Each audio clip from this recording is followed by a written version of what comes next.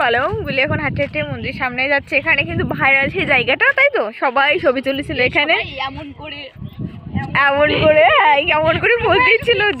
হ্যাঁ অনেকদিন পর আসছি, কি আর ছিল এতদিন, কিন্তু আমার বাড়িতে একটা সমস্যা ছিল, যার কারণে অসুস্থ, মায়ের জন্য সবাই প্রে করবেন, এই জন্য হচ্ছে আসতে পারিনি, বাড়ি কাজ বাজ ছিল।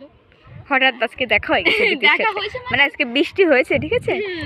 আজকে বৃষ্টি হয়েছে আর আবহাওয়াটা একটু খারাপ মতন, তাই কালকে চলে যাবে। আমার হাজবেন্ডকে নিয়ে বললাম চলেন একটু ঘুরে আসি মন্দির থেকে, যেহেতু আমরা কালকে চলে যাবো। ঠিক আছে, আসবি কবে জানি না, চলে যাব, যার কারণে আসা হয়েছে। হঠাৎ থেকে বিতির সাথে দেখা। হ্যাঁ, কিন্তু বিতির মায়ের যখন অসুস্থ ছিলাম, ওই স্টোরি দিয়েছিল, তাই দেখছিলাম।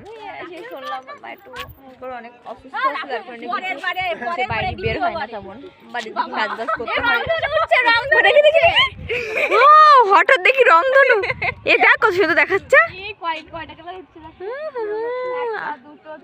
মানে এরকম টাইমে বেশি রংধনুই ওঠে, কিন্তু আবহাওয়া খারাপের জন্য। সুন্দর লাগছে সত্যি।